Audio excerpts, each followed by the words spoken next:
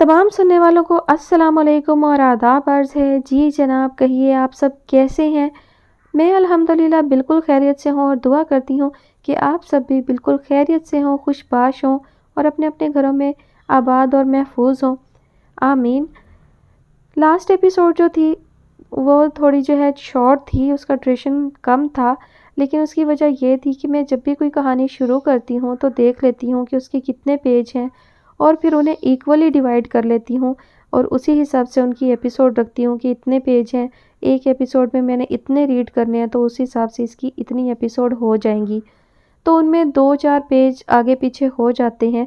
Episode ज़ाहिर है ऐसे ही तो ख़त्म नहीं करनी होती, किसी पॉइंट पर लाकर एंड करनी होती है, तो उस वजह से थोड़े से चंद एक सफ़ात आगे पीछे हो जाते हैं। अदरवाइज़ तमाम एपिसोड में मैं इक्वली पेज जो है वो रीड करती हूँ।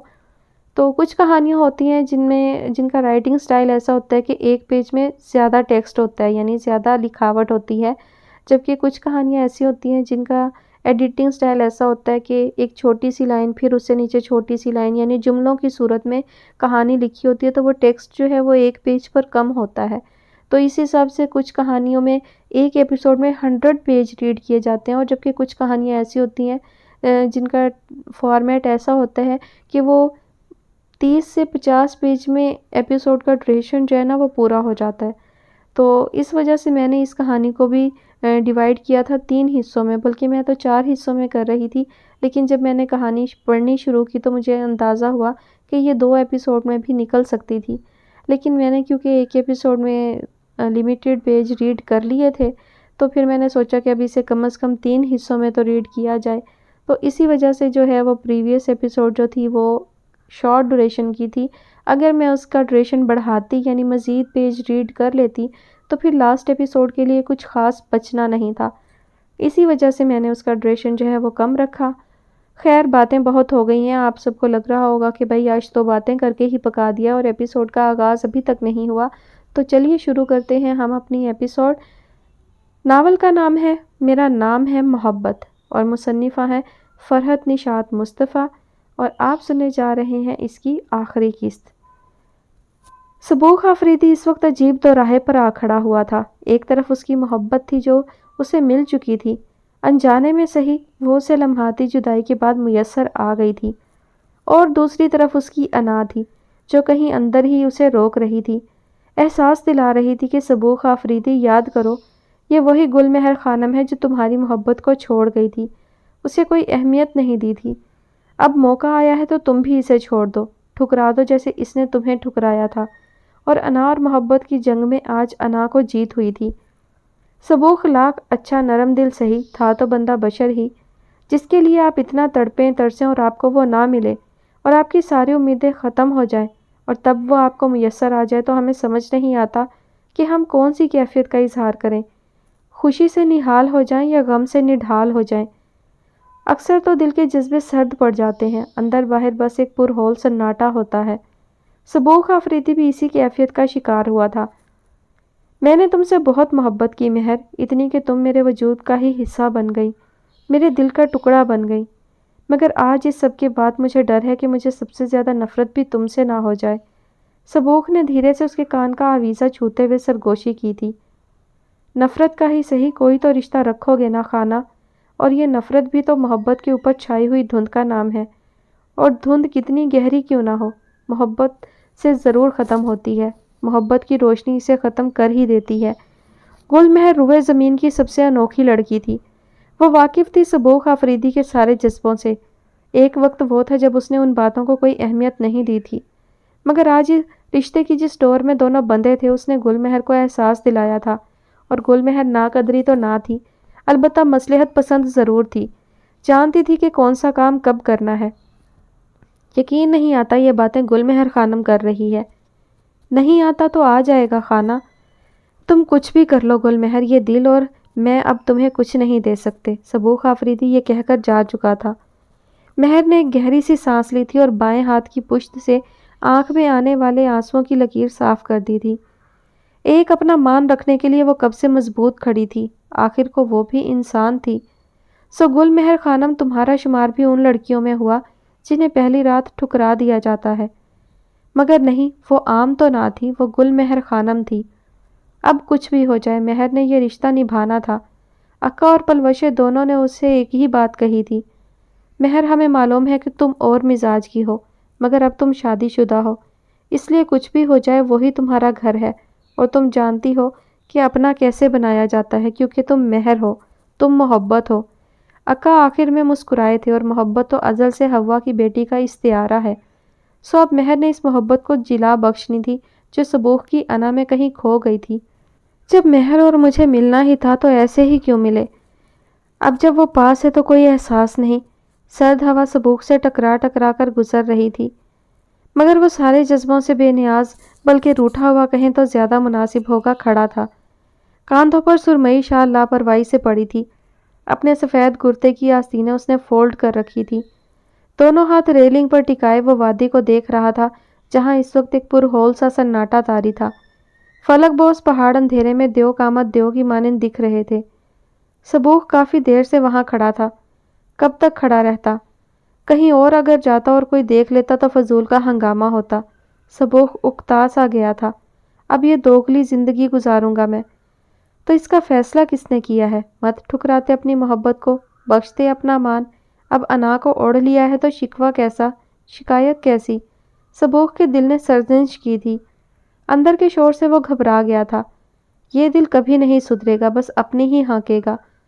صبوح کمرے میں آیا تو مہر سو چکی تھی۔ کمرے میں نائٹ بلب کی نیلی روشنی پھیلی ہوئی تھی۔ مہر کی دراز پلکیں اس وقت اس کے گلابی آرزوں پر سایہ فگن تھی۔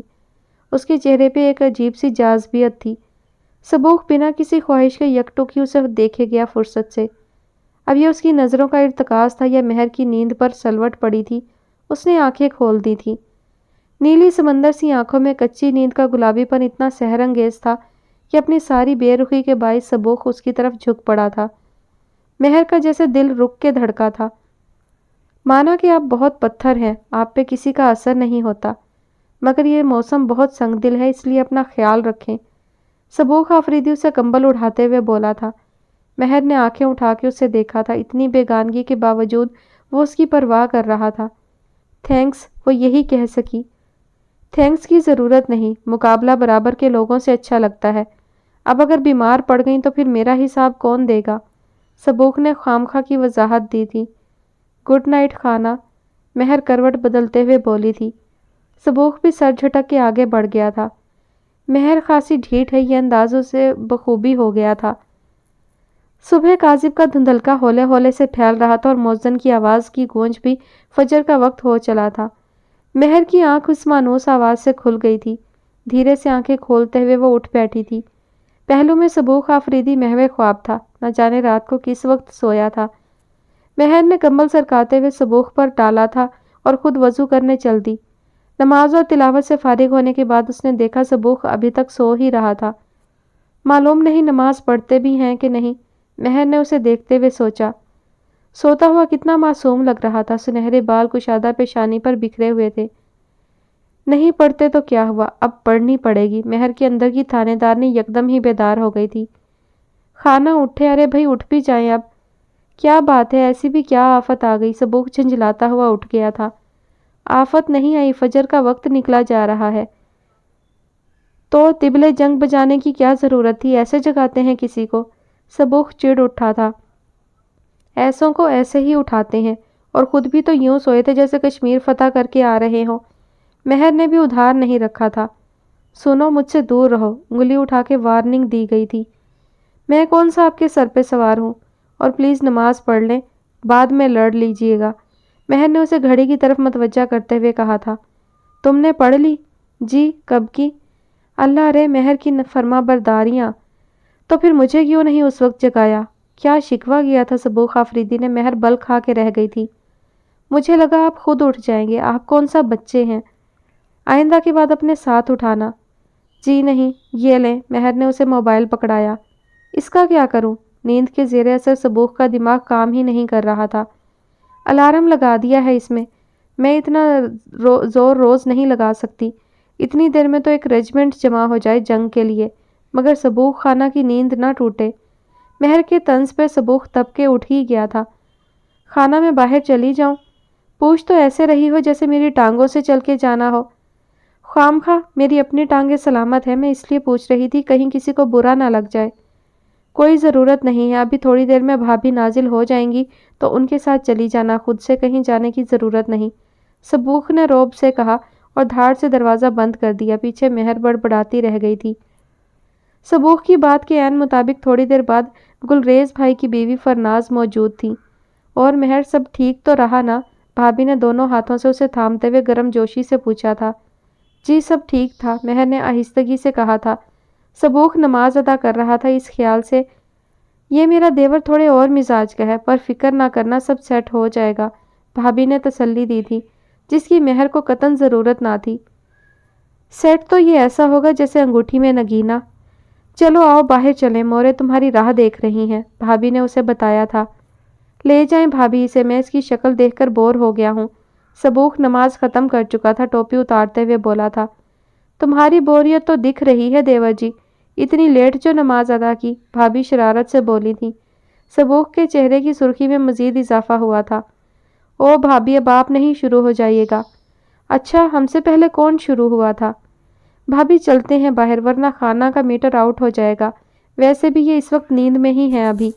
مہر نے حساب برابر کرتے ہوئے آگے کی طرف قدم بڑھائے تو بھابھی کو بھی چلنا پڑا تھا۔ صبوح کی موریں بہت نرم مزاج کی تھیں، پتہ نہیں یہ صبوح کس پہ پڑا تھا۔ مہر نے ان سے ملتے ہوئے سوچا، بچے تم اچانک سے ہمارے خاندان کا حصہ بنی، مگر اب تم ہمارا ہی حصہ ہو، صبوح کی وجہ سے ہمیں بہت عزیز ہو، اللہ تمہارے نصیب اچھے کرے۔ مورے نے دعا دی، مہر نے دل سے آمین کہا تھا۔ یہ نالائق کہاں ہے، ابھی تک آیا نہیں؟ شہباز آفریدی نے سب سے پہلے صبوح کی غیر حاضری نوٹ کی تھی۔ سو رہا ہے، بھابھی نے اطلاع دی۔ اس خانہ خراب کو جا کے اٹھاؤ شمریز، یہ شہر نہیں ہے جہاں دن چڑھے تک سوتے رہو۔ شہباز آفریدی کو غصہ آ گیا تھا۔ بابا وہ تھک گئے تھے، نماز پڑھ کے دوبارہ سو گئے ہیں، اٹھ جائیں گے۔ مہر نے اچھی بیویوں کی طرح صبوح کی سائیڈ لی تھی۔ صبوح ہوتا تو حیرت کے مارے بے ہوش ہی ہو جاتا۔ شمریز نے آنکھیں پھاڑ کے اسے دیکھا تھا۔ نماز ادا کی اس نے؟ ٹھیک ہے، مگر اسے تھوڑی دیر بعد جگا دینا، شادی اس کی ہوئی ہے، اس کے باپ کی نہیں۔ دیکھیے انتظام سارے، شہباز آفریدی نے کہا تھا۔ شمریز کی ہنسی نکل گئی تھی، مہر کے دیکھنے پر دانت فوراً اندر ہوئے تھے۔ واہ خان، آپ کو بڑا شوق چڑھا ہے اس عمر میں سہرا باندھنے کا۔ مورے سے برداشت نہیں ہوئی تھی بیٹے کی بے عزتی۔ او ہو، یہاں بندہ بات بھی نہ کرے۔ شمریز بات سنو میری۔ شہباز آفریدی نے بات ہی بدل دی تھی۔ مہر نے مورے کو اپنی جانب متوجہ کر لیا تھا، وہ اس سے ان کے گھر کے بارے میں پوچھنے لگی تھی۔ مہر گھر جانا چاہتی تھی، اکا سے بہت سے سوال کرنے تھے اسے۔ آخر کیا بات تھی کہ اکا نے اس کی شادی یوں جلد از جلد کر دی تھی؟ مگر اسے تھوڑا انتظار کرنا تھا، اتنی جلدی وہ نہیں جا سکتی تھی۔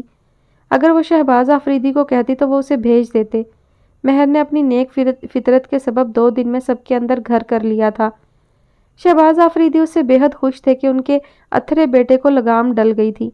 اس شام بھی مہر کمرے کے دریچے سے ٹیک لگائے اپنی ہی سوچوں میں گم تھی جب آندھی طوفان کی طرح صبوح آفریدی کمرے میں داخل ہوا تھا۔ دروازہ دھاڑ سے کھلا تھا، مہر چونک کر اپنی سوچوں کے گرداب سے باہر نکلی تھی۔ تم کیا سمجھتی ہو مہر خانم، تم جو چاہو گی وہی ہوگا؟ کبھی نہیں، تم مجھے مزید الو نہیں بنا سکتی۔ تمہارا کھیل ختم، تمہیں اب جانا ہوگا۔ صبوح آفریدی نے لفظوں کی سنگ باری کی تھی، شدید قسم کی۔ مہر کا پورا وجود سن ہو کے رہ گیا تھا۔ کیا ہو گیا خانہ، کون سی آفت آ گئی ہے، کیا بول رہے ہیں؟ کون سا کھیل، کون سا دھوکہ؟ ارتکاز ٹوٹ گیا تھا، سارے خیال ہی بکھر گئے تھے۔ تمہاری وجہ سے مجھے اپنے باپ کے کہنے پہ تم سے شادی کرنی پڑی، اور اب تم اس گھر پہ میرے باپ پہ سب پہ قبضہ کرنا چاہتی ہو۔ میں ایسا نہیں ہونے دوں گا، سب ہتھیانا چاہتی ہو تم۔ صبوح بفرا ہوا طوفان بنا ہوا تھا۔ ایک منٹ صبوح آفریدی، پہلی بات میں نے آ کے تم سے ریکویسٹ نہیں کی تھی، نہ تمہارے باپ نے تمہاری کنپٹی پہ بندوق رکھ کے ہمارا نکاح کروایا تھا۔ اور رہی بات سب ہتھیانے کی، تو میں کوئی غاصب نہیں ہوں جو کسی کا حق ماروں۔ آپ کو تو شکر کرنا چاہیے کہ انجانے میں صحیح آپ کو آپ کی محبت مل گئی۔ آپ کفران نعمت کر رہے ہیں، حد ہو گئی۔ مہر کا پارا بھی آسمان پر پہنچ گیا تھا۔ محبت؟ سب سے بڑی غلطی کی میں نے تم سے محبت کر کے، اور اب اسی چیز کا فائدہ اٹھا کے تم میرے ساتھ یونیورسٹی جا کے وہاں بھی اشتہار لگانا چاہتی ہو کہ دیکھو صبوح آفریدی کو جیت لیا۔ جیت گئے تمہارے اصول، ہار گئی صبوح کی محبت۔ لیکن پھر بھی مل گئی اسے مہر، کیونکہ مہر خانم نے اپنے باپ کے آگے سر جھکا دیا تھا۔ سبوخ نے اپنی کھولن اب انڈیلنی شروع کی تھی۔ اوف خدایا، کس قدر متنفر مزاج ہو خانہ، ایک بات بالکل صاف کر لیتے ہیں، مجھے بھی کوئی شوق نہیں آپ کے نام کی مہر لگا کے گھومنے کا۔ مجھے بابا نے کہا تھا کہ آپ شہر جا رہے ہیں، سو میں بھی تیاری کر لوں۔ مجھے کوئی شوق نہیں فضول میں آپ کے سر پہ سوار ہونے کا، سمجھے؟ مہر بیگانگی سے کہہ کر رخ موڑ گئی تھی، یعنی اب وہ کوئی بات نہیں کرے گی، یہ صاف تھا۔ سبوخ جس طرح آندھی طوفان کی طرح آیا تھا واپس جا چکا تھا۔ میں صاف کہہ رہا ہوں بابا آپ سے، میں آپ کی بہو کو اپنے ساتھ لے کر نہیں جاؤں گا، جتنا پڑھنا تھا پڑھ لیا۔ سبوخ نے بابا کے سامنے صاف بات کی تھی۔ ایک بات تو بتاؤ بیٹا، کیا اس نے تمہاری ٹانگوں سے چل کے جانا ہے؟ اور پڑھنے کی بات بھی خوب رہی، یہ تم اس لیے تو نہیں کہہ رہے کہ اس کے ہوتے ہوئے تمہاری پوزیشن نہیں آتی تھی؟ اچھا طریقہ نکالا ہے تم نے اسے دبانے کا۔ بھگو بھگو کے مارنے میں شہباز آفریدی کا کوئی ثانی نہیں تھا۔ سبوخ جی بھر کے شرمندہ ہوا تھا۔ ایسا نہیں ہے بابا، میں نہیں چاہتا لوگ باتیں کریں۔ تو باتوں کے ڈر سے تم گھر سے نکلنا چھوڑ دو گے؟ ہاں، باتیں تو لوگ بادشاہوں پر بھی کرتے تھے، کیا انہوں نے بادشاہت کرنا چھوڑ دی؟ آپ کی ساری باتیں درست بابا، مگر مہر میرے ساتھ نہیں جائے گی، اٹس کنفرم۔ سبوخ آفریدی حد میں رہو، ایک بار میں نے کہہ دیا مہر جائے گی تو جائے گی، اس نے اپنی ڈگری کمپلیٹ کرنی ہے۔ شہباز کا انداز فیصلہ کن تھا۔ تو جائے مگر میرے ساتھ نہیں، وہی ہٹ دھرمی تھی۔ بابا رہنے دیں، آپ بھی کس پتھر سے سر پھوڑ رہے ہیں، میں شمریز لالا کے ساتھ چلی جاؤں گی، ہاسٹل میں رہ لوں گی۔ مہر نہ جانے کب آئی تھی۔ واہ، اور ہم آفریدیوں کی بہو اب اپنے گھر کی چار دیواری کے ہوتے ہوئے ہاسٹل میں رہے گی؟ کیا ہو گیا ہے سبوخ آفریدی کی غیرت کو؟ شہباز آفریدی کو جلال آ گیا تھا۔ تو ٹھیک ہے پھر تیار ہو جاؤ، ہم آج ہی جائیں گے، سبوخ نے چڑھ کر کہا تھا اور نئی پخ ڈال دی تھی۔ آج تو نہیں، ابھی تو مہر نے اپنے گھر بھی جانا ہے، اس کے بعد تم لوگوں کا ولیمہ بھی ہے، پھر جانا۔ شہباز آفریدی نے پورا پلان بتایا تھا۔ ساری زندگی رہی ہے نا اپنے باپ کے ساتھ، اب چلنا ہے تو چلے، اور کوئی ولیمہ نہیں ہو رہا، شادی ہو گئی بہت ہے۔ تو بیٹا شادی کے لیے بھی تمہیں کس نے مجبور کیا تھا؟ اچھا خاصا شمریز آفریدی تیار تھا، پر تمہیں عادت ہے نا ہر کام خراب کرنے کی، ذمہ داری اٹھائی ہے تو نبھاؤ بھی۔ شہباز آفریدی کو بھی جلال آ گیا، اور جیسے مجھے معلوم نہیں شمریز آفریدی کتنا تیار تھا اس مہر نام کی آفت سے شادی کے لیے۔ اس نے کہا نہ ہوتا تو میں کبھی بھی یہ شادی نہیں کرتا، سبوخ نے کلس کر سوچا تھا۔ میں نے کہہ دیا ہے چلنا ہے میرے ساتھ تو آج چلے ورنہ نہیں۔ ٹھیک ہے میں تیار ہوں، کب چلنا ہے؟ مگر بچے، شہباز آفریدی نے کہنا چاہا۔ ریلیکس بابا، کچھ نہیں ہوتا، شمریز لالا بتا رہے تھے کہ شہر جانے والی سڑک لینڈ سلائیڈنگ کے باعث بند ہے اور 3-4 دن ابھی بند رہے گی، مہر نے مسکراتے ہوئے کہا۔ شہباز آفریدی بھی تسلی سے مسکرا دیے تھے، واقعی ان کے بیٹے کو اگر کوئی لگام ڈال سکتا تھا تو وہ گل مہر ہی تھی۔ کیا بات ہے سبوخ، بڑے اندر باہر کے چکر لگا رہے ہو؟ شمریز ابھی کہیں باہر سے آیا تھا سو گھر میں ہونے والے ہنگامے سے بے خبر تھا۔ ہاں، آج واپس جا رہا ہوں شام میں، سبوخ نے بتایا۔ واپس جا رہے ہو؟ کیا ہوائی جہاز سے؟ شمریز نے اچنبے سے پوچھا۔ ہوائی جہاز؟ ہمارے علاقے میں ہوائی جہاز کہاں ہوتے ہیں، گھاس تو نہیں کھا گئے؟ میں ہمیشہ کی طرح اپنی جیپ پر جاؤں گا۔ تمہاری جیپ کو کیا پنکھ لگ گئے ہیں سبوخ؟ شمریز اب بھی غیر سنجیدہ تھا۔ کیا ہو گیا ہے شمریز، کیا ڈاکٹر خود پاگل ہو گیا ہے؟ پاگل میں نہیں، تم ہو گئے ہو، کیونکہ شہر جانے والی سڑک بند ہے، ابھی 3-4 دن لگیں گے۔ شمریز نے بلی تھیلے سے باہر نکال ہی دی تھی۔ اوہ، کھانا خراب ہو گیا، اب کیا ہوگا؟ سبوخ کو غصے کے ساتھ افسوس بھی ہوا تھا۔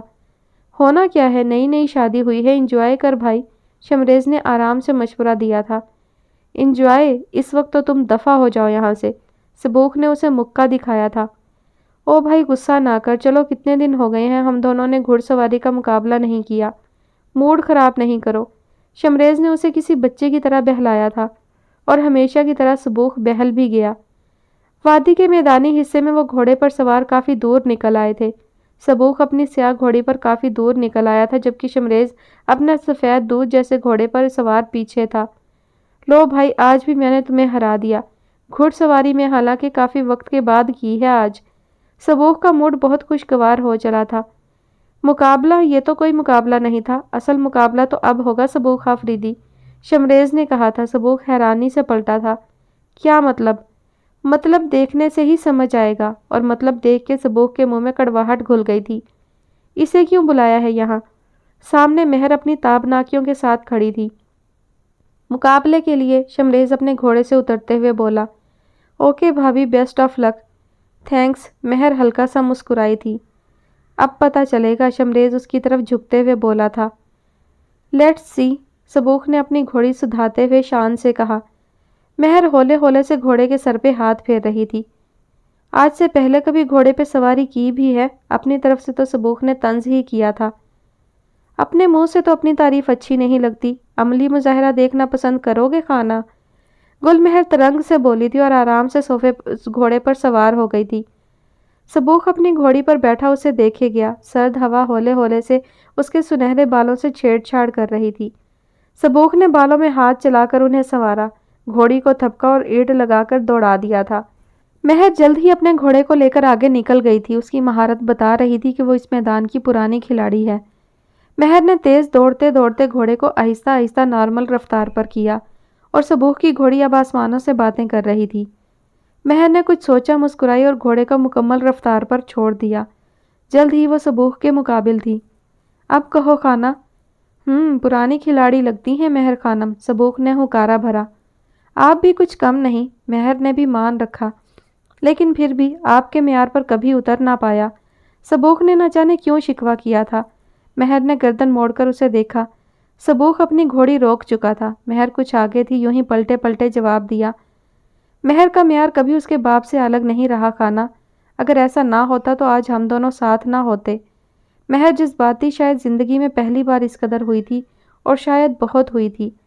گھوڑے کا کنٹرول اس کے ہاتھ سے نکل کر بیلنس آؤٹ ہوا تھا۔ گھوڑا یکدم ہی بے قابو ہوا تھا۔ مہر آگے کو جھک آئی۔ سبوخ نے فوراً بھانپ کر گھوڑے کو ایڑ لگائی تھی اور مہر کو بازوؤں میں سنبھال کے اپنی گھوڑی پہ لے لیا تھا۔ ڈوبتے سورج کا عکس مہر کے ملائی جیسے چہرے پر پڑ رہا تھا۔ نیلی آنکھوں میں جیسے کوزے قزح اتر آئی تھی۔ اخروٹی بال سبوخ کے شانوں پر بکھر گئے تھے۔ سبوخ نے دھیرے سے ان آنکھوں میں جھانکا تھا جہاں محبت تھی۔ مہر، سبوخ نے اسے بازوؤں میں لیتے ہوئے کہا تھا۔ مہر کا چہرہ گلنار ہو گیا۔ اگر گر جاتی تو کیا ہوتا خانہ؟ تو معلوم نہیں، سبوخ نے اس کے شانے پر اپنی ٹھوڑی ٹکاتے ہوئے کہا تھا۔ آپ ساتھ ہیں تو کچھ نہیں ہوتا۔ پھر مہر، تم تو ہار گئیں۔ اپنے خانہ سے ہارنا کسے برا لگتا ہے؟ اس میں بھی تو میری جیت ہے۔ سچی؟ سبوخ نے اس کی آنکھوں میں جھانکتے ہوئے کہا تھا۔ گھر چلتے ہیں خانہ، مہر سہولت سے گھوڑی سے اترتے ہوئے بولی تھی۔ سبوخ کا بھی جیسے کوئی سحر ٹوٹا تھا۔ مہر اپنے گھوڑے پر بیٹھ چکی تھی۔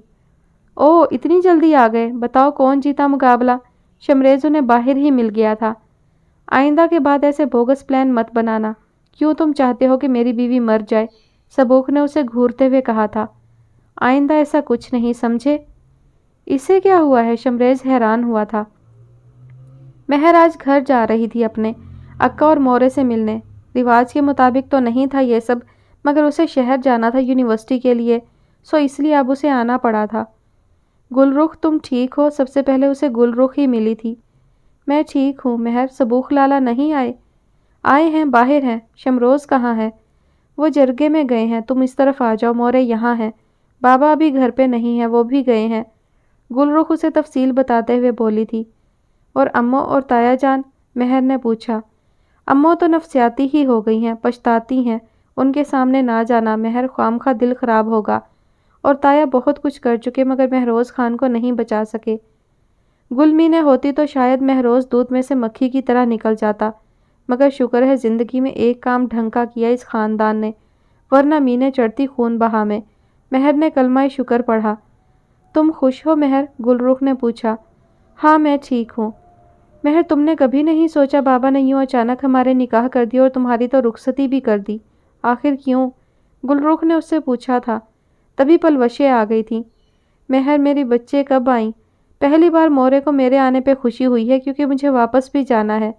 تو نہیں بدلے گی مہر، اب تو شادی ہو گئی ہے۔ او مورے، شادی ہوئی ہے، کوئی میرا سافٹ ویئر تو نہیں بدلا ہے؟ یہ نہیں بدلنے والی مورے، گل رخ نے بھی لقمہ دیا تھا۔ اچھا میں آتی ہوں، اپنے داماد سے تو مل لوں، اسے دیکھ لوں۔ پلوشے کو یاد آیا۔ جائیں، آپ کے بھی سر پہ بم پھٹے گا، مہر نے سوچا۔ کیا سوچ رہی ہو؟ رخ نے اس کا شانہ ہلایا۔ کچھ نہیں، بس ایسے ہی، مہر نے کہا۔ میں نے کچھ پوچھا ہے تم سے، رخ نے یاد دلایا۔ سچ پوچھو تو رخ یہ سوال میں خود بھی بابا سے پوچھنا چاہتی ہوں، مہر نے آہستگی سے کہا۔ میرا ذہن وہ کڑی نہیں ڈھونڈ پاتا جس کی بنیاد پہ اکا جان نے ہمیں اس زنجیر میں باندھا۔ مہر نے ایک تھکی ہوئی سانس لی تھی۔ اکا آ گئے، عائشہ نے اطلاع دی تو مہر کھڑی ہو گئی تھی۔ اکا، امیرم خان کے گلے لگتے ہی مہر کو ڈھیر سارا رونا آیا تھا۔ اتنے دنوں بعد یہ شفیق صورت دیکھی تھی۔ اکا جان سے مل کے مہر کو یوں لگا اس کی ہمت بحال ہو گئی ہو، اس کے دل کو قرار آ گیا ہو، مگر اس کے دل و دماغ میں سوالات کا ایک سمندر تھا جو وہ اکا سے کرنا چاہتی تھی۔ ٹھیک ہو مہر؟ اکا بالکل ریلیکس تھے۔ جی اکا، اور آپ ٹھیک رہے؟ جس کی اتنی بہادر اور فرما بردار بیٹی ہو اسے کچھ نہیں ہو سکتا مہر۔ تم خوش ہو؟ جی اکا، مہر نے نگاہیں جھکا لی تھی۔ کم از کم اکا کے سامنے وہ غلط بیانی نہیں کر سکتی تھی۔ پتہ ہے مہر، میں سوچتا تھا شاید تمہیں میرا فیصلہ پسند نہ آئے، تم انکار کر دو، مگر تم نے بنا کوئی سوال جواب کیے میرا مان رکھا، چپ چاپ میرا مان رکھ لیا، ایک ایسے شخص کو اپنی زندگی کے سارے اختیار دے دیے جس کے نام تک سے تم واقف نہیں تھی۔ امیرم خان آسودہ سے بولے تھے۔ مہر اپنی جگہ ساکت تھی۔ جسے اکا اجنبی کہہ رہے تھے وہ مہر کے لیے اجنبی تو نہ تھا، یہ اور بات کہ اب وہ اجنبیوں سے بڑھ کر تھا۔ اکا، کیا اس سب کے بعد میں یہ حق رکھتی ہوں کہ پوچھ سکوں کہ آپ نے ایسا کیوں کیا؟ ایسا کیا ہوا کہ آپ کو ہماری حفاظت کے لیے بیرونی سہاروں کی ضرورت پڑی؟ وجہ میرا بھائی تھا مہر۔ زندگی میں پہلی بار مجھے احساس ہوا کہ بیٹیوں کا باپ ہونے سے لوگ ڈرتے کیوں ہیں۔ مہر، ایک بار تمہاری وجہ سے میں بچ گیا، ہر بار ایسا نہیں ہو سکتا۔ مجھے معلوم ہے کہ لالا اب بھی آرام سے نہیں بیٹھے گا، لیکن اب میں مطمئن ہوں کہ تم لوگ اب اپنے گھروں میں محفوظ ہو۔ میری بیٹیاں کسی خون بہا کا شکار نہیں ہو سکتی، کسی بھیٹ نہیں چڑھیں گی۔ مہر اکا کی بات پہ ہل گئی تھی۔ کیسی باتیں کر رہے ہیں آپ اکا؟ آپ پہ مہر کی ساری زندگی قربان، میری عمر بھی آپ کو لگے اور جو آپ کو یوں ٹیڑھی آنکھ سے دیکھے تو مہر اس کی آنکھیں نوچ لے گی۔ او ہو مہر، تم کیا ہر وقت تھانے دارنی بنی رہتی ہو؟ اتنے دنوں بعد بابا سے ملی ہو، اچھی اچھی باتیں کرو۔ سبو خوشگوار موڈ میں اندر داخل ہوتے ہوئے بولا تھا۔ مہر بے ہوش ہوتے ہوتے بچی تھی۔ سبوخ آفریدی کی یادداشت لوٹ آئی ہے کیا؟ اکا کے سامنے ناٹک کر رہا ہے۔ مہر نے اسے ٹیڑھی نگاہوں سے دیکھا۔ اور بیٹا، ہماری بیٹی نے تمہیں تنگ تو نہیں کیا زیادہ؟ اکا نے سبوخ سے پوچھا تھا۔ لو جی، اکا بھی کس سے پوچھ رہے ہیں؟ تنگ؟ ارے بابا، یہ تو بہت تنگ کرتی ہے مجھے، پر آپ فکر نہ کریں، میں نے بھی اسے سدھارنے کا عزم کر رکھا ہے۔ سبوخ کی اس بات پر تو مہر اسے دیکھ کر رہ گئی تھی۔ وہ اور مہر کو سدھارے گا؟ سبوخ آفریدی کو ہری ہری سوج رہی تھی۔ اکا جان بھی اس کی بات پر مسکرا اٹھے تھے، جانتے تھے مہر کو کوئی نہیں بدل سکتا۔ دونوں اپنی اپنی باتوں میں لگے تو مہر اٹھ کر جانے لگی تھی، تبھی اکا نے اسے آواز دی تھی۔ مہر؟ جی اکا۔ تم نے خانہ کو سلام نہیں کیا، بیٹا شوہر گھر آیا ہے۔ کوئی بات نہیں بابا، خیر ہے، سبوخ نے اسے طنزیہ نظروں سے دیکھتے ہوئے کہا۔ یونی ٹاپر اتنا سا مینر بھی یاد نہیں رکھ سکی۔ مہر کو غصہ تو بہت آیا تھا، مگر وہ اپنی کھولن آرام سے نکالنے کی عادی تھی۔ بابا، اخلاقیات کے مطابق جو گھر سے باہر سے داخل ہو وہ سلام کرے نا، لیکن خیر اگر یہ سمجھتے ہیں کہ بیوی ہونے کے ناطے مجھے ہی سلام کرنا چاہیے تو پھر ہزار بار سلامتی ان پر۔ سبوخ ہلکا سا شرمندہ ہوا تھا۔ امیرم خان ہمیشہ کی طرح بیٹی کے آگے لاجواب ہوئے تھے۔ اچھا تم لوگ بیٹھو، میں آتا ہوں کچھ دیر میں۔ جی اکا، مہر نے تابے داری سے کہا تھا۔ میرے اکا کے سامنے مجھے ڈی گریڈ کرنا چھوڑ دیں مسٹر سبوخ، آپ قیامت تک ایسا نہیں کر سکتے۔ ہاں بھائی، تم تو اب باقاعدہ سرٹیفکیٹ جیت چکی ہو تابے داری کا، سبوخ نے طنز کیا تھا۔ مہر محبت میں ہر قسم کی تابے داری دکھا سکتی ہے، آزمائش شرط ہے۔ مہر جو کہہ رہی تھی سبوخ سمجھ کے بھی انجان بن گیا تھا۔ انا کے اس سفر میں وہ اپنے آپ سے بھی بچھڑنے لگا تھا۔ ملنا ملانا ہو گیا ہو تو اب چلو نکلنے کی کریں، گھر بھی پہنچنا ہے۔ ابھی؟ مہر نے اچنبھے سے پوچھا۔ کیوں، اس وقت نکلنا ممنوع ہے کیا؟ یا شام میں تم ویمپائر بن جاتی ہو؟ حد ہے بھائی، میں نہیں جا رہی، کم از کم آج تو بالکل نہیں۔ مہر کو سبوخ کی ویمپائر والی بات پر بہت غصہ آیا تھا۔ تو ٹھیک ہے، میں جا رہا ہوں، لینے نہیں آؤں گا، سبوخ نے دھمکی دی۔ میں نے نہیں کہا تھا مجھے چھوڑنے آئے۔ او خانہ، یہ ہماری نگری ہے، ہم سے فرار اتنا آسان نہیں، جا سکتے ہیں تو جا کر دکھائیں، مہر ناز بھرے انداز میں بولی تھی۔ اوہ، کیا خوش فہمی ہے محترمہ مہر کو، اسے خود شناسی کہتے ہیں خانہ۔ میں جا رہا ہوں، سبوخ واقعی کھڑا ہو چکا تھا۔ میں آؤں کیا دروازے تک چھوڑنے کے لیے؟ مہر نے معصومیت سے پوچھا تھا۔ ارے سبوخ بچے، کہاں جا رہے ہو؟ پلوشیں اسی وقت اندر آئی تھیں۔ یہ واپس جا رہے ہیں مورے، اتنا روک بھی رہی ہوں۔ مہر نے معصومیت کے سارے ریکارڈ توڑ دیے تھے۔ نہیں بھائی، تم کہیں نہیں جا رہے، شام ڈھلنے ہی والی ہے، ایسے میں ڈرائیونگ کرو گے، خطرناک ہے یہ، اوپر سے دشمنوں کا خطرہ الگ۔ بس آج رہ لو، کل بے شک چلے جانا۔ پلوشے نے ایک ہی سانس میں اپنے اندیشے گنوا دیے تھے۔ سبوخ کو اپنے داماد کے روپ میں دیکھ کے ان کے اندر تک سکون اتر گیا تھا۔ ان کی بیٹی کا نصیب اتنا زور آور تھا اور سبوخ تو انہیں پہلے سے بہت پسند تھا۔ آنٹی نہیں، کام بہت ہے مجھے، پھر کبھی۔ سبوخ نے انکار کرنا چاہا۔ کیا ہم سے بھی زیادہ ضروری ہیں؟ مطلب مورے سے؟ مہر نے پلوشے کی شانے سے سر ٹکاتے ہوئے کہا تھا، آنکھوں میں نرم نرم سا تاثر، محبت کے موسم کے اترنے سے پہلے کا عکس۔ ان آنکھوں میں اب بیگانگی کے بجائے محبت دھنک رنگوں کی مانند اترنے لگی تھی۔ سبوخ کا دل ٹھہرنے لگا تھا۔ اوکے آنٹی، بالآخر وہ کہہ گیا۔ مہر مطمئن سی ہو گئی تھی۔ گو کے داماد کا یوں میکے میں رکنا ان کے ہاں خاصا معیوب سمجھا جاتا تھا، مگر مہر ان باتوں کو نہیں مانتی تھی۔ مجھے روک کے آپ نے بہت بڑی غلطی کی ہے گل مہر، انجام کے لیے تیار رہیے گا، سبوخ نے سرد لہجے میں کہا تھا۔ فکر نوٹ خانہ، مہر کی تیاری ہمیشہ پوری ہوتی ہے، آپ کو اب تک اندازہ ہو جانا چاہیے تھا۔ مہر مزے سے کہہ کر مڑ گئی تھی۔ سبوخ حیرت سے مہر کو دیکھ رہا تھا، جو شاید پڑھتے پڑھتے سو گئی تھی۔ وہ امیرم خان اور شمروز خان کے ساتھ کافی لمبی بیٹھک لگانے کے بعد کمرے میں آیا تھا۔ مہر جیسی خشک لڑکی کو دیکھ کے لگتا ہی نہ تھا وہ فکشن بھی پڑھ سکتی ہے، پر نہیں، وہ گل مہر تھی، سب کر سکتی تھی۔ سبوخ نے مہر کے سینے پہ دھری کتاب اٹھا کر دیکھی، ایک محبت 100 افسانے۔ مہر وہی پڑھتے پڑھتے سو گئی تھی، ماتھے پر بال بکھر سے گئے تھے، شاید وہ بہت گہری نیند میں تھی۔ سبوخ نے مہر کی بک شیلف دیکھی، اشفاق احمد سے لے کر شیکسپیئر کے پلیز تک کی کلیکشن مہر کے پاس تھی۔ یہ اتنا اگر محبت کو جانتی تھی تو اسے برتنے سے ڈرتی کیوں تھی؟ سبوخ نے مہر کے چہرے کو دیکھتے ہوئے سوچا، ملائی سے چہرے پر سائیڈ لیمپ کی روشنی نے ایک ہالہ سا بنا رکھا تھا۔ سبوخ نے کتاب اٹھا کر سائیڈ پر رکھی، مہر کو آرام سے کمبل اڑھاتے ہوئے اس نے بکھرے ہوئے بال سمیٹے تھے۔ تم سے چاہ کے بھی میں نفرت نہیں کر پایا مہر، تم محبت ہو اور محبت سے بھلا کون نفرت کر پایا؟ سبوخ نے ہولے سے اس کی پیشانی پر اپنی محبت کا لمس رکھا تھا۔ سبوخ مہر سے محبت کر تو بیٹھا تھا مگر اسے سمجھ نہیں پایا تھا۔ وہ مہر تھی، محبت اس کے خون میں تھی، اسے ہر محبت کو اس کے جائز مقام پر رکھنے کی عادت تھی۔ اب جب سبوخ اس کی زندگی میں مضبوط حوالوں سے تھا تو مہر کو اس کی محبت کی پذیرائی کرنے میں کوئی آر نہ تھی، مگر سبوخ کو ابھی کچھ دن لگنے تھے سمجھنے میں۔ اف مہر، یہ سبوخ لالا تو وہی ہیں جو تمہارے ساتھ یونی میں ہوتے ہیں، وہی جو ایک بار مورے کو ہسپتال بھی دیکھنے آئے تھے، گلرو خوشی سے بے قابو ہوتے ہوئے بولی تھی۔ ہاں، تم سب میں جا کے اشتہار لگا دو، مہر پیاز کترتے ہوئے بولی تھی۔ ایویں خام خواہ امو جان شروع ہو جائیں گی فضول میں، ساس ہیں وہ تمہاری، شرم کرو، مہر نے اسے شرم دلائی۔ میری ساس کو چھوڑو، تم اپنی ساس کے بارے میں بتاؤ، کیسی ہیں وہ؟ شی از ریئلی نائس، اور بابا بھی بہت اچھے ہیں۔ اور سبوخ لالا؟ رخ نے پوچھا۔ جب ماں باپ اچھے ہیں تو اولاد بھی اچھی ہی ہوگی، مہر نے گول مول جواب دیا۔ کبھی ڈھنگ سے جواب نہ دینا تم، اتنے سویٹ تو ہیں لالا، رخ نے غصے سے کہا۔ وہ کتنا سویٹ ہے مجھ سے پوچھو، مہر بڑبڑائی۔ کیا کہا؟ رخ کو سمجھ نہیں آیا تھا۔ کچھ نہیں، اپنا کام کرو، مہر سر جھٹک کے دوبارہ پیاز اٹھا چکی تھی جو سبوخ کی طرح پرت در پرت تھا۔ یوں نہیں جا تو رہے ہیں ہم، مگر وہاں اشتہار لگانے کی ضرورت نہیں ہے کہ میں تمہارا شوہر ہوں، سبوخ نے اسے شہر لے جانے سے پہلے وارن کیا تھا۔ آپ کو یہ خوش فہمی کیوں لاحق ہوئی کہ میں ایسا کچھ کروں گی؟ مجھے فضول میں کوئی بات نہیں سننی۔ مہر کون سا چاہتی تھی کہ اس بات کا اشتہار لگے؟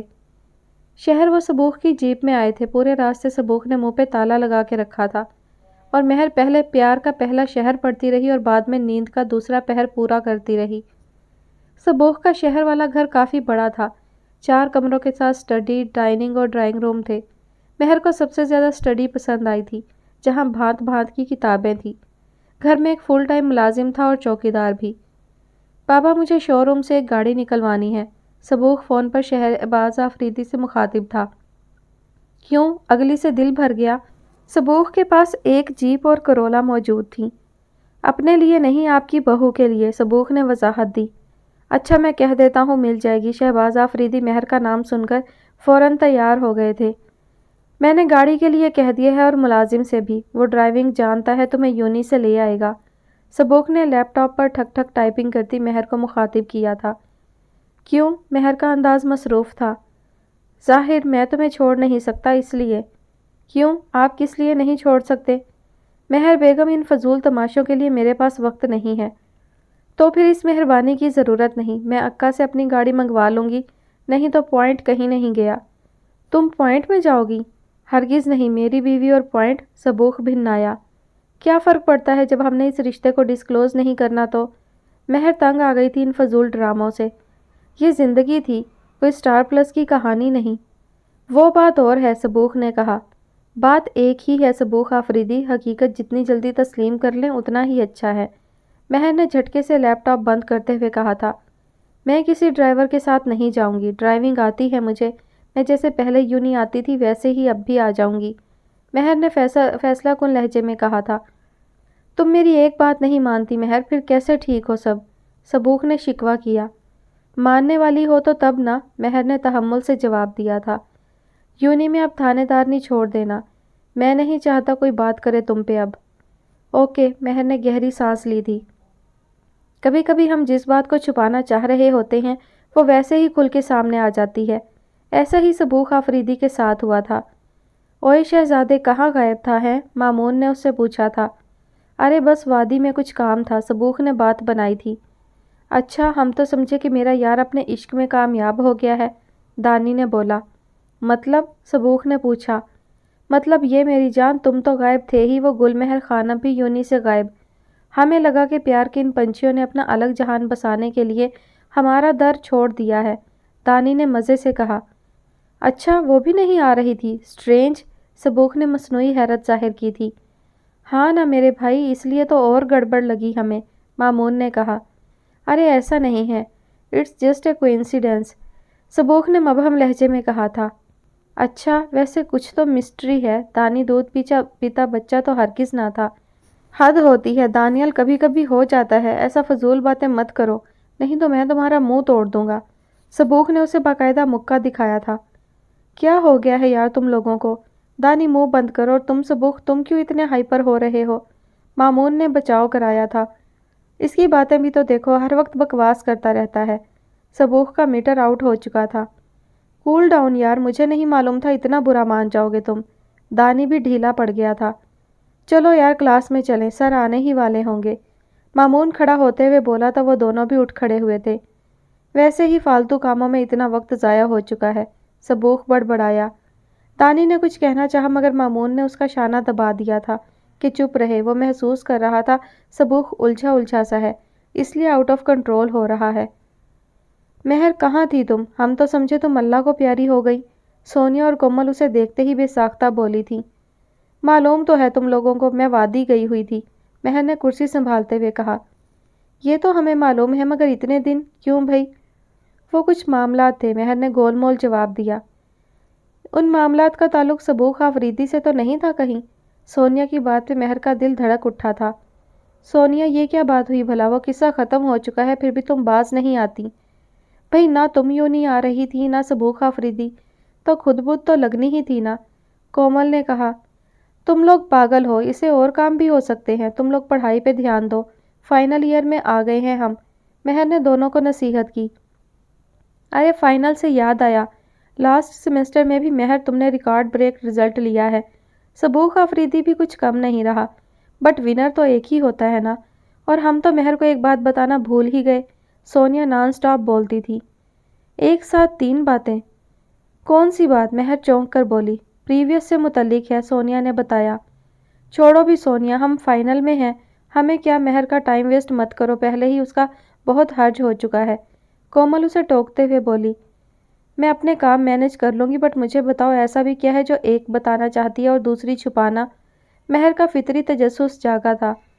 یار ابھی جو پریویس کا جو بیچ آیا ہے اس میں ایک گروپ بہت اوور سا، بجائے اس کے ہم فائنل والے ان کی ریگنگ کرتے، پریویس والوں نے ہماری بینڈ بجائی، خاص طور پر لڑکیوں کی، اوپر سے آتے جاتے لڑکیوں کو تنگ کرنا، یقین مانو پورا ڈپارٹمنٹ تنگ آیا ہوا ہے، سونیا نے داستان سنائی۔ کیا نام ہے اس گروپ کا؟ سبوخ کی ساری ہدایتیں بھلائے مہر کے اندر کی تھانے دارنی جاگ چکی تھی۔ وکی فیچر گروپ۔ کومل کے منہ میں نام سے ہی کڑواہٹ گھل گئی تھی۔ دیکھتے ہیں گل مہر سے بچ کے کہاں جائیں گے، مہر نے کتاب کھولتے ہوئے کہا تھا۔ کومل اور سونیا ایک دوسرے کو دیکھ کر رہ گئی تھی۔ ڈپارٹمنٹ میں صحیح تماشا ہونے والا تھا۔ گل مہر چپ نہیں رہنے والی تھی اور وہ لڑکے باز نہیں آنے والے تھے۔ مے آئی کم ان سر؟ آواز پر سبوخ نے پلٹ کر دیکھا۔ وہ گل مہر تھی، آج لیکچر شروع ہونے کے بعد کلاس میں آئی تھی۔ کہاں تھی یہ جو اتنی لیٹ ہوئی؟ سبوخ نے سوچا۔ Yes but why are you late miss Mehr? سارے پروفیسر مہر سے واقف تھے۔ سر ایکچولی وی سی صاحب سے ارجنٹ کام تھا اس لیے لیٹ ہوئی۔ آئی ایکسکیوزڈ سر، مہر سنجیدگی سے بولی تھی۔ ٹیچرز سے وہ ہمیشہ ادب سے پیش آتی تھی۔ مہر اس سیمسٹر میں آپ لیٹ آئی ہیں کیوں؟ سر نے اٹینڈنس شیٹ دیکھتے ہوئے پوچھا۔ سر کچھ پرسنل ریزنز تھے پر میں کور کر لوں گی۔ شیور، آخر کو آپ یونیورسٹی ٹاپر ہیں، سر نے توصیفی لہجے میں کہا تھا۔ مہر اپنی سیٹ کی جانب بڑھ گئی۔ کہاں تھی تم؟ مجھے اور کومل کو مل نہیں رہی تھی۔ سونیا تقریباً اس کے کان میں گھس کر بولی تھی۔ کہا تو ہے وی سی صاحب کے آفس میں تھی، مہر نے دبے ہوئے لہجے میں کہا۔ کیوں؟ ان لفنگوں کی شکایت کرنے، مہر نے پیج فولڈ کرتے ہوئے کہا۔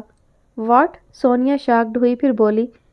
کوئی فائدہ نہیں، وہ ان کا سرگنا، اس کا باپ بھی نامی گرامی گنڈا ہے، وی سی صاحب کیا کریں گے؟ کچھ تو کریں گے ہی، ان سے بات ہو چکی ہے میری، مہر مطمئن تھی۔ سنو، شام کو آ رہی ہو تم؟ کومل نے پوچھا۔ تم سارے لیکچرز ڈھونڈ کے رکھنا، میں گھر لے جاؤں گی، مہر نے سر ہلا کے کہا۔ سنو، عائشہ کو بھی لے آنا، سونیا نے بیتکی فرمائش کی۔ کیوں؟ وہ نہیں آ سکتی، مہر نے انکار کیا، کیونکہ وہ لوگ ابھی وادی میں ہی تھے، مگر مہر انہیں یہ نہیں بتا سکتی تھی، کیونکہ پھر وہ دونوں پوچھتی کہ مہر کس کے پاس رہ رہی ہے۔ ظاہر ہے پھر مہر کیا جواب دیتی، وہ تو سبوخ کے گھر میں تھی اور یہ اس نے بتانا نہیں تھا۔ اس کی یاد آ رہی ہے۔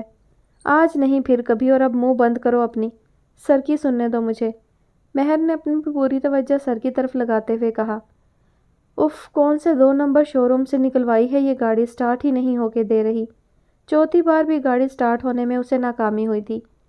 اسی وقت سبوخ بھی ٹریک سوٹ میں باہر نکلا تھا۔ مہر کو گاڑی سے نبرد آزما دیکھا تو وہیں آ گیا۔ کیا ہوا؟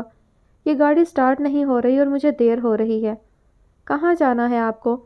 سونیا کے گھر، پچھلے لیکچرز لینے ہیں اور اسائنمنٹ بھی کمپلیٹ کرنے ہیں۔ اسے چھوڑ دیں، میں جم جا رہا ہوں، آپ کو چھوڑ دیتا ہوں۔ اس میں تو آپ ماہر ہیں، مہر بڑبڑائی اس کی چھوڑنے والی بات پر۔ میں چلی جاؤں گی ٹیکسی سے۔ میں نے آپ سے پوچھا ہے کہ کس سے جانا ہے آپ نے؟ چلیں اب، سبوخ نے رعب سے کہا۔ مہر کو دیر ہو رہی تھی مگر اسے جتانا بھی ضروری تھا۔ کیا یہ کھلا تضاد نہیں کہ ایک جگہ لے کے جاتے ہیں اور دوسری جگہ منع کرتے ہیں؟ مہر کی بات پر سبوخ نے اسے گھورا تھا۔ مہر فالتو بحث نہیں کرو، چلنا ہے تو چلو، مجھے دیر ہو رہی ہے۔ میں نے تو نہیں کہا میرا انتظار کریں، مہر بھی تپی تھی۔ جہنم میں جاؤ، سبوخ چڑ کر پلٹا تھا۔ جانے کی کیا ضرورت ہے، آپ کے ساتھ رہ رہی ہوں، یہ کیا جہنم سے کم ہے؟ ہاں تو مت رہو۔ کیوں نہ رہوں؟ میرے بابا کا گھر ہے۔ پہلے وہ میرے بابا ہیں، سبوخ نے تصحیح کی۔ ذرا بابا سے پوچھئے گا، مہر نے اسے تپایا۔ سبوخ پہ وہ مہر کو فوقیت دیتے تھے۔ اچھا آ رہی ہوں، مہر نے پرس اٹھاتے ہوئے کہا۔ مہربانی مادام کی۔ واپسی میں بھی لینے آئیں گے؟ مہر نے پوچھا۔ اتنا پاگل لگتا ہوں کیا؟ یا تمہارا ڈرائیور ہوں؟ ڈرائیور بھیج دوں گا، لے آئے گا تمہیں۔ سبوخ نے اس کی خوش فہمی دور کی۔ معلوم ہے مجھے آپ پاگل ہیں، بتانے کی ضرورت نہیں، مہر نے کہہ کے کانوں میں ہینڈ فری لگا لی تھی۔ یہ اس بات کا اشارہ تھا کہ کم از کم اب وہ سبوخ کی بات نہیں سنے گی۔ کس کے ساتھ آئی ہو مہر؟ کومل نے سیڑھیاں اترتے ہوئے پوچھا۔ کیوں؟ تمہاری گاڑی نظر نہیں آ رہی؟ خراب تھی اس لیے۔ ٹیکسی پر آئی ہو؟ ہاں، مہر نے گول مول جواب دیا۔ اگر ٹیکسی پہ آئی ہو تو بڑی شاندار ٹیکسی تھی، کومل نے طنز کیا۔ سبوخ کی جیپ سے وہ اسے اترتے دیکھ چکی تھی۔ یہ اگر سے کیا مطلب ہے تمہارا؟ مہر نے پوچھا۔ مطلب تو مجھے تم سے پوچھنا چاہیے مہر، کیوں اتنی مسٹیریس ہو رہی ہو تم؟ اور وہ گاڑی تو سبوخ آفریدی کی تھی، میں نے خود دیکھا تھا تمہیں، کومل نے کہا۔ تم سبوخ آفریدی کے ساتھ آئی ہو؟ سونیا حیرانی سے بولی۔ ہاں پھر، میری گاڑی خراب تھی، اس نے مجھے لفٹ دیا، بات ختم، اس میں بحث والی بات کیا ہے؟ مہر نے اقرار کیا تھا۔ اس نے آفر کی اور تم نے ایکسیپٹ کر لی، اور یہ ہمیشہ تمہیں سبوخ ہی کیوں لفٹ دیتا ہے؟ کومل کی تفتیش ختم ہونے کا نام نہیں لے رہی تھی۔ اس میں اب میں کیا کہہ سکتی ہوں، اور اگر کومل تم نے یہی باتیں کرنی ہیں تو میں اب چلتی ہوں، مہر روڈلی بولی تھی۔ اوکے بس کومل، بہت ہو گیا، دفع کرو، جو بھی ہوا کام کی بات کرتے ہیں۔ سونیا فائل اٹھاتے ہوئے بولی تو مہر بھی اس کی جانب متوجہ ہو گئی۔ تو یہ ہیں گل مہر خانم، وہ جو بھی تھا شکل سے ہی بدگماش لگ رہا تھا۔ کیا ہے، کون ہو، کیا تکلیف ہے؟ مہر کرخت لہجے میں بولی۔ اس وقت وہ اور کومل کیفیٹیریا میں تھے۔ مہر نے کومل کے چہرے کی رنگت صاف اٹھتے ہوئے دیکھی تھی۔ واہ، ہماری شکایت کر دی، ہمیں وارننگ دلا دی، اور اب بھی ہم سے انجان ہے۔ اس ادا پہ ہم مر ہی نہ جائیں، کیوں دوستو؟ اس نے مہر کی جانب دیکھتے ہوئے گھٹیا انداز میں کہا۔ او تو وہ تم ہو شیطان وکی، مہر نے اپنی کتابیں سائڈ پہ کرتے ہوئے کہا۔ ہاں، اور میں تم سے یہ کہنے آیا ہوں، ہم سے بچ کے رہنا، مگر دور نہیں رہنا۔ مہر کو اس کی بات پہ آگ لگ گئی تھی۔ کیا بکواس کی تم نے؟ تم جانتے نہیں ہو ابھی مجھے، اتنا ماروں گی کہ اپنی شکل بھول جاؤ گے۔ دفع ہو جاؤ یہاں سے۔ مہر کی آنکھوں سے شرارے نکل رہے تھے۔ اسی وقت صبوح بھی دوستوں کے ساتھ کیفیٹیریا میں انٹر ہوا تھا۔ مجمع دیکھ کے وہ بھی اس طرف آیا تھا۔ مہر کو ان لڑکوں کے مقابل دیکھ کے وہ فوراً اس کی طرف بڑھا تھا۔ ان لڑکوں کے بارے میں وہ سن چکا تھا۔ اس وقت اس کے ذہن میں صرف مہر تھی۔ کیا بولا تم نے؟ میں تمہیں یہاں سے یوں غائب کروں گا کہ ہوا بھی تمہاری گرد نہ پا سکے، وکی نے اسے دھمکی دی۔ صبوح کا فشار خون یکدم ہی بڑھا تھا۔ اس نے کھینچ کے ایک پنچ اسے مارا تھا۔ لڑکیوں سے کیا بات کرتے ہو، خبردار جو اس سے الجھے۔ صبوح نے اس کا کالر پکڑ کے جھٹکا تھا۔ کیوں بے، کیا لگتی ہے تیری؟ دل آ گیا ہے کیا؟ ہم نے تو آنکھیں ہی دیکھی ہیں اور ہار گئے۔ مقابل بلا کا گھٹیا تھا۔ شٹ اپ، دوبارہ بکواس نہیں کرنا۔ صبوح آپے سے باہر ہو چکا تھا۔ اب کی بار اس نے کھینچ کے اسے کک ماری تھی۔ مارشل آرٹ کی ساری تربیت کام آ رہی تھی۔ تو پھر کیوں درد ہو رہا ہے تجھے، کیا لگتی ہے تیری؟ خبیث انسان، چپ کرو، بیوی ہے میری۔ صبوح جس بات کو سب سے چھپا رہا تھا اب خود ہی بتا چکا تھا۔ مجمع کو سانپ سونگھ گیا تھا۔ گل مہر صبوح آفریدی کی بیوی ہے؟ سب یہی سوچ رہے تھے۔ تم صبوح آفریدی کی بیوی ہو؟ سب سے پہلے سونیا اس جھٹکے سے سنبھلی تھی۔ مہر اسے کیا جواب دیتی، وہ تو خود شاکڈ تھی۔ اتنے دنوں سے وہ جس بات کو چھپانے کے لیے کوشاں تھے، اس کا بھانڈا بیچ چوراہے پہ پھوٹا تھا۔ کون کہتا ہے عورت جذباتی ہوتی ہے؟ میں کہتی ہوں عورت سے زیادہ مرد جذباتی ہوتا ہے، اور اپنے جذبات کی لہروں میں بہہ کر وہ ساری مصلحتیں تہہ و بالا کر دیتا ہے۔ عورت صبر کرتی ہے، اپنے جذبات پہ صبر کے پھائے رکھتی ہے، تو کہیں انتظار اور امید کا مرہم لگاتی ہے۔ صبوح بھی جذبات میں آ کے اس بات کا اقرار کر چکا تھا۔ بیوی؟ یہ تمہاری بیوی ہے تو اسے قابو میں رکھو، ورنہ ہم تو ہیں ہی۔ وکی کی بات پہ صبوح بالکل آؤٹ ہو چکا تھا۔ مار مار کے اس نے وکی اور اس کے ساتھیوں کی حالت بری کر دی تھی۔ دانی اور مامون نے اسے کنٹرول کرنے کی کوشش کی، مگر وہ اس وقت بالکل ہوش میں نہ تھا۔ یونیورسٹی کی انتظامیہ کو بھی خبر ہو چکی تھی، سیکیورٹی کے لوگ بھی آ چکے تھے۔ بمشکل انہوں نے وکی لوگوں کو صبوح کے عتاب سے بچایا تھا جو بپھرا ہوا تھا۔ آپ لوگ وی سی صاحب کے پاس چلیں، ایک نے کہا۔ ایک منٹ بھائی، سے تھوڑا ٹھنڈا کر لیں، ورنہ یہ وی سی صاحب کے کمرے کی خیر نہیں سلامت رکھے گا۔ دانی صبوح کو سائڈ پہ کرتے ہوئے بولا تھا۔ او میرے بھائی، تو اتنا چھپا رستم نکلا، جب ہم نے پوچھا تو تم نے بتایا ہی نہیں۔ یہ گل مہر خانم تیری بیوی، مگر کیسے؟ وہ دونوں سوالیہ انداز میں اس سے پوچھ رہے تھے۔ بیوی کیسے بنتی ہے گدھو، نکاح ہوا ہے میرا اس سے، وہ میری وادی کی ہی ہے، بیوی ہے میری، صبوح تلخی سے بولا۔ ہاں ہاں، مان لیا ہم نے کہ وہ بیوی ہے تمہاری، اور دیکھ لی اپنے یار کی یاری، ہمیں خبر بھی نہیں لگنے دی، مامون نے شکوہ کیا۔ اب تم لوگ عورتوں کی طرح تانے دینا بند کرو گے تو ہم وی سی صاحب کے آفس چلیں، صبوح نے تانا دیا۔ ہاں بھائی، اب تو ہم ہی برے ہیں، بیٹا یہ تانے تو کچھ نہیں ہیں ان تانوں کے مقابلے میں جو گل مہر خانم اسے دیتی ہوگی، دانی نے مزے سے کہا۔ شٹ اپ، میں تمہیں اس کی باتیں سننے والا لگتا ہوں کیا؟ بیٹا محبت کرتے ہو تم اس سے، اور اب شادی بھی ہو چکی ہے، تو مطلب تمہاری بربادی تو طے ہے۔ ویسے تانے دارنی، اوپس، بھابھی کیسی ہے تیرے ساتھ؟ فائن، اسے بھی دیکھتا ہوں، منع کیا تھا اپنی تھانے دارنی کنٹرول میں رکھے، کہاں گئی تھانے دارنی کے نام پہ اسے گل مہر یاد آئی تھی۔ او بھائی بس کر دے، چل اب وی سی صاحب کے پاس چلیں۔ چلو، صبوح شرٹ کی آستینیں درست کرتا ہوا بولا جو اس نے لڑائی کے وقت فولڈ کر رکھی تھیں۔ صبوح کا پچھلا ریکارڈ بالکل صاف تھا، پھر بابا کی سٹرانگ پوزیشن، وہ پچھلے 5 سال سے یہاں پڑھ رہا تھا، سو وی سی صاحب نے ایک وارننگ دے کر اسے چھوڑ دیا تھا، جبکہ وکی گروپ کو یونیورسٹی سے نکالنے کی ڈیمانڈ کی تھی صبوح نے۔ وی سی صاحب نے یہ مسئلہ کمیٹی کے سامنے رکھنے کا وعدہ کیا تھا۔ تم یہاں ادھر بیٹھو اور ہمیں پوری بات بتاؤ، سونیا اسے کرسی پر دھکیلتے ہوئے بولی تھی۔ کیا بتاؤں؟ مہر نے الٹا اسی سے پوچھا۔ یہ سبوخ آفریدی کیا کہہ رہا تھا؟ تمہارا اس سے نکاح؟ مطلب تم اس کی بیوی ہو؟ کیسے؟ کب ہوا یہ سب؟ سونیا نے ڈھیر سارے سوال پوچھ لیے تھے۔ بیٹھ جاؤ آرام سے۔ سبوخ اکا کے دوست کے بیٹے ہیں۔ جب ہم وادی میں تھے تو ان کے بابا نے میرا رشتہ مانگا تھا اور پھر ہماری شادی ہو گئی۔ مہر نے 2 جملوں میں پوری کہانی سمیٹی تھی۔ مطلب رخصتی بھی ہو چکی ہے تو تم اب اس کے ساتھ رہتی ہو؟ کومل نے بے تکا سوال کیا تھا۔ آف کورس، شادی کے بعد مجھے اس کے پاس ہی رہنا چاہیے نا۔ مہر نے اس کی عقل پر ماتم کیا۔ ہمیں کیوں نہیں بتایا؟ سونیا نے شکوہ کیا۔ میں نہیں چاہتی تھی یونی میں کوئی بات بنے، اس لیے۔ ہم تمہاری دوستیں ہیں مہر۔ ہاں، وہ دوست جن کے منہ میں کوئی بات نہیں ٹکتی۔ شرمندہ تو نہ کرو، کومل اور سونیا دونوں ہلکی آواز میں بولی تھیں۔ اسی پل سبوخ کی آمد ہوئی تھی۔ بلیک شرٹ کی آستینیں فولڈ کیے تپے تپے چہرے کے ساتھ وہ مہر کے سامنے کھڑا تھا۔ مہر، گھر چلو۔ ابھی؟ مگر ہماری ابھی 2 کلاسز باقی ہیں۔ مجھے ٹائم ٹیبل مت بتاؤ، چلو۔ میں کلاسز لینے کے بعد آؤں گی، آپ چلے جائیں۔ سبوخ نے آگے بڑھ کے اس کی کلائی تھام لی تھی۔ مہر، میرا دماغ مزید خراب مت کرو، پہلے ہی آؤٹ ہو رہا ہے۔ گھر چلو۔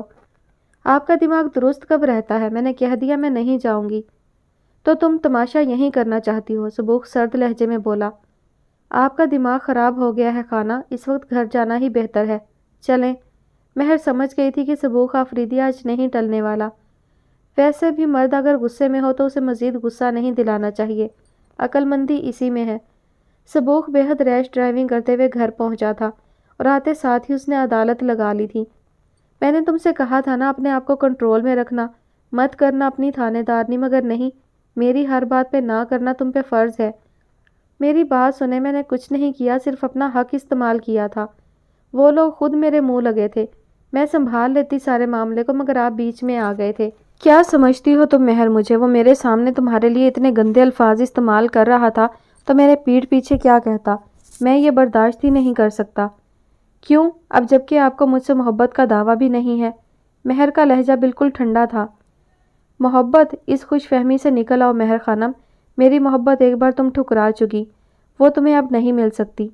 ہم اپنی چیزوں پہ پرائی چھاپ برداشت نہیں کرتے، چاہے ہم اسے برتیں یا نہ برتیں۔ سبوخ کا لہجہ بھی سرد ہوا تھا۔ اپنے دل سے پوچھو خانہ، کیا تمہارا دل مجھ سے محبت کرنا بھول گیا ہے؟ یہ سب اب بیکار ہے۔ جب یہ بیکار ہے تو پھر کیا فائدہ میرا اس گھر میں رہنے کا؟ میں اس گھر میں آپ کے لیے صاف نیت سے اور کھرے جذبات لے کے آئی تھی۔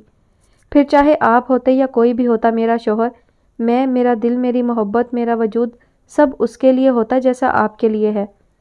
یہی تو مسئلہ ہے مہر، تمہارے لیے کوئی فرق ہی نہیں پڑتا کہ وہ میں ہوتا یا کوئی اور، پر مجھے صرف تم چاہیے تھی، اور تمہیں وہ چاہیے تھا جس کے ساتھ رہ کر تم اپنے باپ کے فیصلے پر فرما برداری سے ثابت قدم رہ سکو، اور بس۔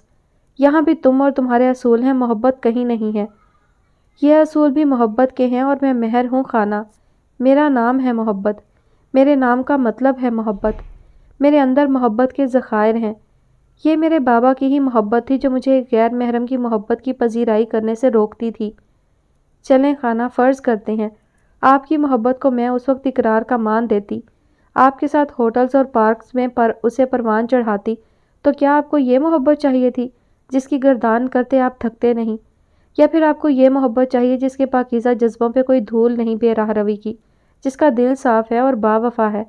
بولو خانہ، کیا چاہیے؟ کون سی محبت ہے تمہارا انتخاب؟ میں تو ازل سے آپ کے نصیب میں لکھی گئی تھی۔ آپ کے بابا کے دوست کی بیٹی نہ ہوتی تو پھر بھی میری آپ کے ساتھ شادی ہوتی، خون بہا کے تحت ہی صحیح، تب بھی ہمیں نکاح کی ڈور میں باندھا جاتا۔ کیا مطلب ہے؟ سبوخ جو مہر کی باتیں سن کے ٹرانس میں تھا اس بات پر چونکا۔